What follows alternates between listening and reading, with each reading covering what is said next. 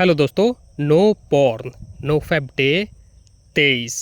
कल मैंने 720p में वीडियो बनाया था तो 2 GB का बना था वीडियो सो मैंने अपलोड कर दिया। और भाई लेंथ कितना था? 19-20 मिनट और 2 GB का।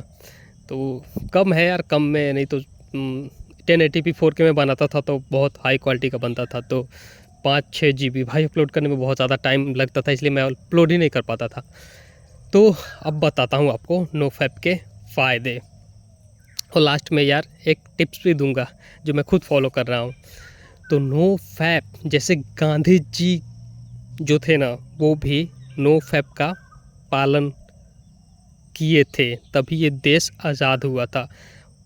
अभी आप यूट्यूब पे सर्च कीजिएगा तो बहुत सारे लोग, मतलब है ना कि एक व्यक्ति के बारे में अगर आप 10 लोगों से पूछते हैं तो सबकी धारणाएं अलग अलग होंगी, सबकी मानसिकताएं अलग अलग होंगी, और सभी अलग अलग अपना विचार उसके बारे में, उस बंदे के बारे में आपको बताएंगे। कोई अच्छा, कोई बुरा, कोई उससे भी बुरा, कोई उससे भी बुरा, कोई उससे भी अच्छा, कोई उससे भी अच्छा। तो भाई आपको खुद देख के चलना है कि हाँ मेरे लिए वो कैसा है, और मैंने नहीं देखा है तो मेरे पॉइंट ऑफ व्यू से वो कैसा दिख रहा है। तो गांधी जी का कुछ स्टोरी ऑटोबायोग्राफी में उन्होंने ऐसा लिखा है कि जब उनके पापा बीमार थे, उनकी नई नई शादी हुई थी, तो पापा उनके बीमार थे और वो चले गए थे अपनी बीवी के साथ, और उनके चाचा उनके पापा के पास रुक गए थे। तो अपनी बीवी के साथ जाके, और नई नई शादी हुई थी और वो भी जवान थे, तो अपनी बीवी के साथ वो उन्होंने गुटरुगु किया था, और तभी चिल्लाने की आवाज़ आई तो पता चला उनको कि उनके पापा मर गए। तो उनको इतना आत्मग्लानि हुआ, इतना अंदर से, मतलब है ना कि टूट गए वो, कि यार मैं कैसा कैसा आदमी हूँ कि इधर मेरे पापा आखिरी सांस ले रहे थे और मुझे देखे बिना मर गए, मैं आखिरी पलों में उनसे मिल भी नहीं पाया, और इधर मैं ये सब कर रहा था। तो उसी समय से उनके मन में, उस समय तो नोफेप था नहीं कुछ, और सीमेन रिटेंशन और वीर्य ऐसा कुछ था नहीं, बस छोटा करो या बड़ा करो, बस ब्रह्मचर्य बोला जाता था। यानी सिर्फ वीर्य को बचाओ या फिर सारे नियमों को फॉलो करो, उसको ब्रह्मचर्य ही बोला जाता था। तो उनके मन में ख्याल आया कि अब मैं, मतलब पता नहीं उनको, शायद क्योंकि पुराने ज़माने के थे ना, तो ब्रह्मचर्य के बारे में उनको पता था। तो उन्होंने मतलब संकल्प किया कि अब मैं ये सब काम नहीं करूँगा और इस चीज़ का पालन करूँगा। तो उन्होंने ब्रह्मचर्य का पालन करना स्टार्ट किया। उनकी उम्र शायद 30 से ऊपर ही थी, 30 से ऊपर उनकी उम्र थी जब उन्होंने स्टार्ट किया था। उन्होंने धीरे धीरे धीरे और इसमें महारत हासिल करना स्टार्ट कर दिया, मतलब इसमें सफल होने लगे। तो फिर उन्होंने टेस्ट भी करना, मतलब उनकी पोती और कुछ महिलाएं थीं उनके साथ नग्न सोना, ये वो।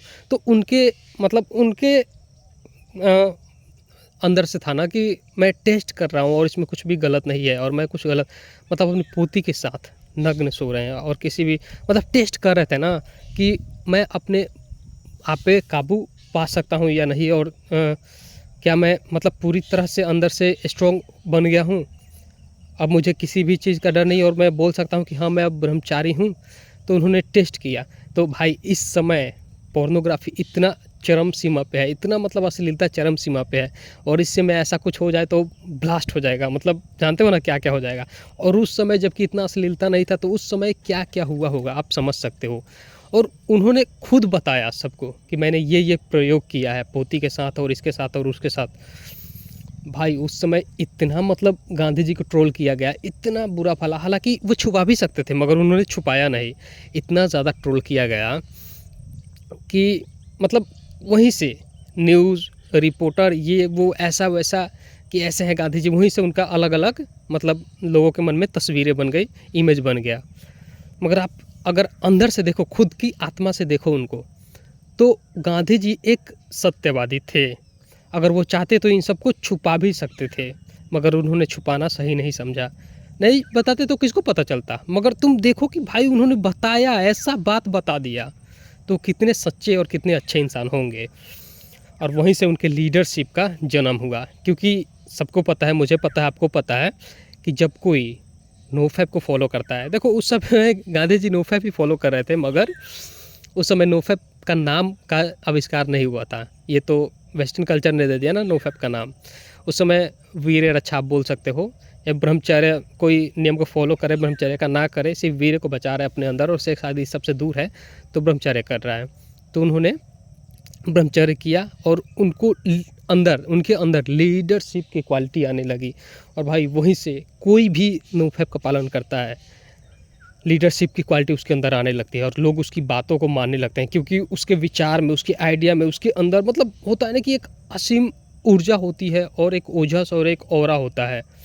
और वहीं से उनका मतलब महानता की ओर बढ़ने का कदम बढ़ने लगा, जन्म होने लगा।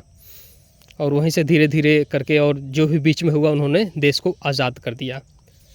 आपको भी पता है कि एक सांड और एक बैल में क्या अंतर है। बैल लोगों की गुलामी करता है, मगर सांड को देख के सभी लोग दूर भागते हैं कि भाई मार देगा सिंह से तो यहीं पे ढेर हो जाएंगे। तो बैल वो होता है जिसका जो टेस्टिस होता है उसको चाँप के निकाल दिया जाता है। तो बैल उसका देह भी देखोगे तो एकदम हट्टा कट्टा, उतना तो नहीं मगर मीडियम एकदम थुल रहेगा उसका, है, क्योंकि उसका टेस्टिस काट के निकाल दिया गया है। तो उसका जो लीडरशिप का क्वालिटी था कि हम हैं कुछ, वो ख़त्म हो जाता है। वो लोगों की गुलामी करता है। पहले है ना कि अभी तो नहीं है, मगर अभी भी देख लोगे कहीं कहीं पे हर टायर वेयर होता है ना जिसमें सामानात के ले जाते हैं, उसमें बैल आपको कहीं कहीं दिख जाएगा। मगर पहले बहुत ज़्यादा था कि खेत की जुताई हुआ करती थी बैल से, मगर अभी नहीं मिलेगा। तो पहले लोग टेस्टिस को निकलवा देते थे, नहीं तो टेस्टिस उसके अंदर रहेगा तो वो गुलामी करेगा ही नहीं लोगों की, और किसी को इधर सिंग से मारेगा। मतलब है ना कि टेस्टिस का पावर इतना होता है मतलब कि वो गुलामी करेगा ही नहीं। तो देखते थे कि हाँ अब ये बड़ा हो गया बैल, तो उसके टेस्टिस को चाँप दिया करते थे,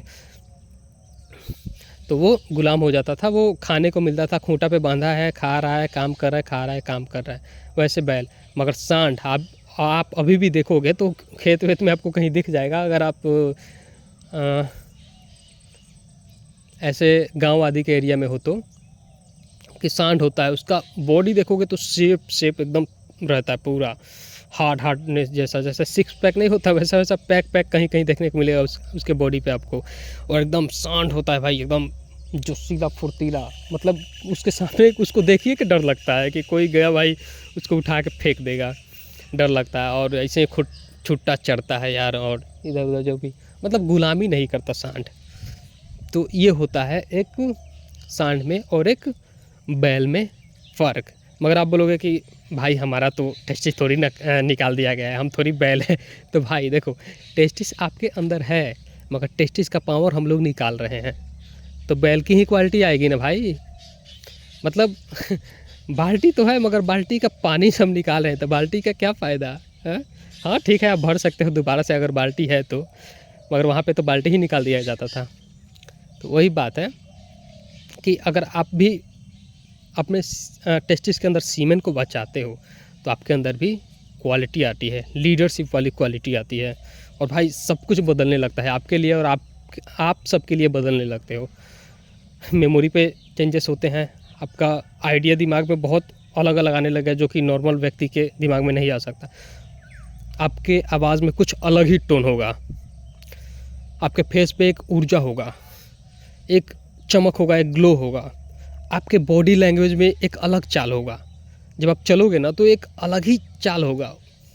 वो भांप लेंगे, लड़की हो या लड़का, बूढ़ा हो या जवान, बुढ़िया भांप लेंगे कि भाई ये बंदा। लोग आपको अटेंशन देने लगेंगे, लोग आपके पास आके भाई मतलब आपके विचार पूछने लगेंगे कि भाई मैं ये काम करने वाला हूँ, ये सही है कि गलत, क्योंकि उनकी नज़रों में आप एक अलग व्यक्ति रहोगे। भाई पूरा सब कुछ चेंज होने लगता है मेरे भाई, सब कुछ चेंज। गर्ल अट्रैक्शन जिसके लिए अभी मतलब लोग तरसते हैं, वो आपको भर भर के मिलने लगेगा। लड़कियां देखेंगी तो बोलेंगी वाह क्या बंदा है, और उस समय आपके अंदर एक ऐसा होगा ना कि लड़की है, हट साला लड़की है तो क्या, पिघलोगे नहीं वहाँ पे मेरे भाई।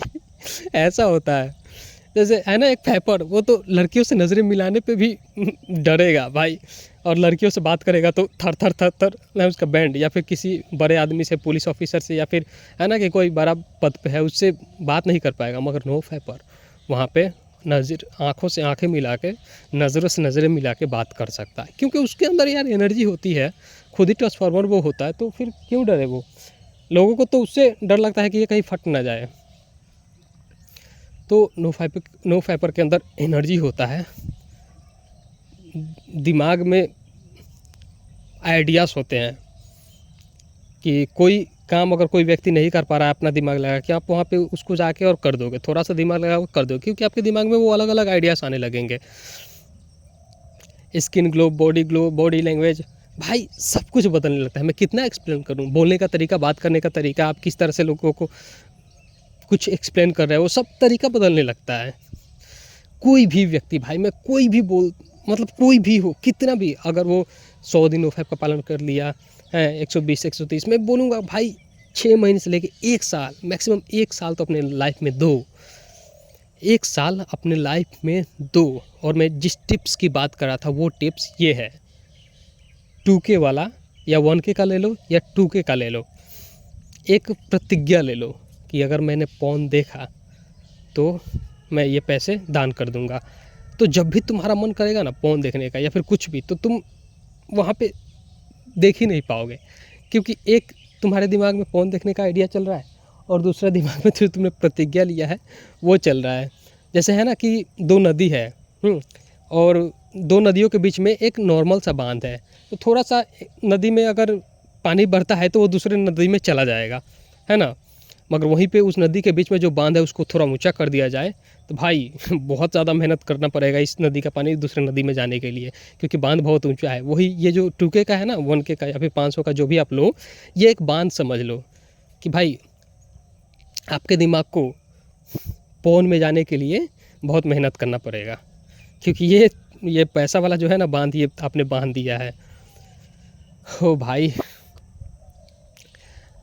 लेना ही चाहिए यार, कुछ भी नहीं है, 500 1000 2000 कुछ नहीं है। वैसे मानो तो 1 रुपया भी बहुत है मेरे भाई, ऐसा नहीं कि मेरे अंदर पैसे की इज्जत नहीं है, 1 रुपया भी बहुत ज़्यादा है। और मानो तो 1000 भी कुछ भी नहीं है, खुद को बचाने के लिए यूज़ कर रहे हो यार। और ये थोड़ी है कि मैं दे ही दूंगा यार, अभी ले लिया और मैं दे ही दूंगा, भाई कंट्रोल कर पाओगे। कोई नॉर्मल व्यक्ति है ना, अगर वो 10-15 दिन में इसको रिलैप्स कर देता है, मगर वो ये चैलेंज ले ले तो भाई वो लंबा जा सकता है, 50 60 100 जा सकता है, 150 जा सकता है, अगर वो ये चैलेंज ले ले तो। क्योंकि जब भी उसके अंदर ये देखने का विचार उठेगा ना, तब वो पैसा वाला उसके दिमाग में ये ख्याल आ जाएगा, नहीं यार मैंने ले रखा है, तो वो बहाने ढूंढेगा कि ना देखने के बहाने, पहले देखने के बहाने ढूंढता था, अब ना देखने के बहाने ढूंढेगा। वो भाई स्टिक बना सकता है अपना, वो उसके सेल्फ कंट्रोल के ऊपर डिपेंड करता है, उसका दिमाग कितना ज़्यादा, मतलब नॉर्मल में ना लेके नोफैप करने में और एक ये प्रतिज्ञा लेके नोफैप करने में बहुत अंतर है भाई। आप उसमें अपने कंडेंसर जो भी है कि हाँ मैंने गलती से देख लिया या फिर किसी दोस्त ने दिखा दिया, मैंने जानबूझ के नहीं देखा, ये सारे कंडीशन लगा सकते हो कि इस महीने में मेरा टूटा हुआ नहीं माना जाएगा, बट मैंने खुद जाकर देखा, टाइप करके देखा, तो ये मेरा टूटा हुआ माना जाएगा और मैं पैसे दान कर दूंगा, किसी को दे दूंगा, किसी साधु संत को या फिर किसी गरीब को मंदिर में डाल दूंगा, ये आप ले सकते हो। कितना मिनट का हो गया भाई? 13 मिनट का।